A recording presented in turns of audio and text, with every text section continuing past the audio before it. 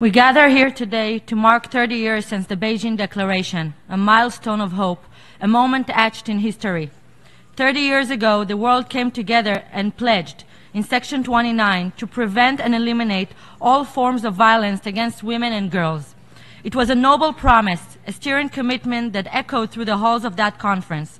The leaders of nations stood tall and declared their resolve, or so they said.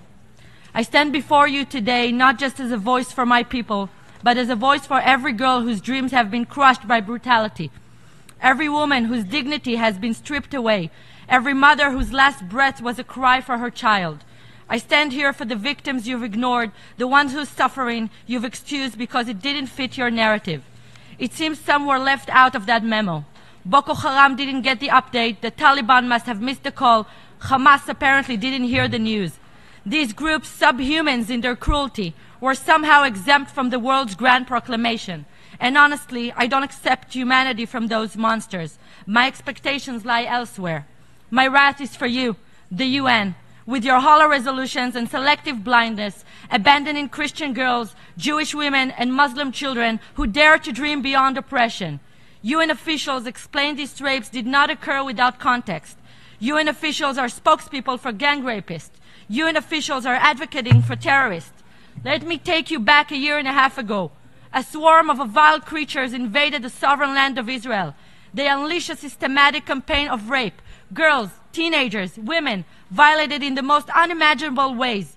Women were found with dozens of nails driven into their genitals, breasts hacked off, gang raped while surrounded by the demon's laughter, stabbed and violated as children hid in the closet for 14 hours, like in the Holocaust. Mothers gang raped in front of their screaming children, their bodies desecrated again and again. Babies wailing, pleading for murderers to stop torturing their mothers, only to watch them butchered, then murdered themselves. Their corpses paraded by fiends who grinned with their own kids in tow.